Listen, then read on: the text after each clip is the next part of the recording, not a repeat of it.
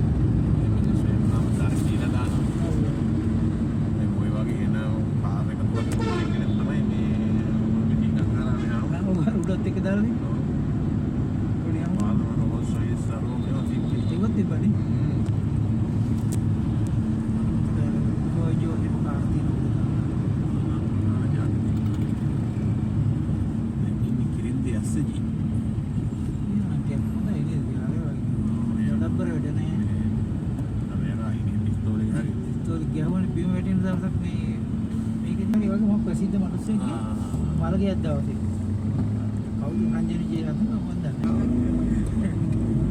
ගොඩක් එක දවසක්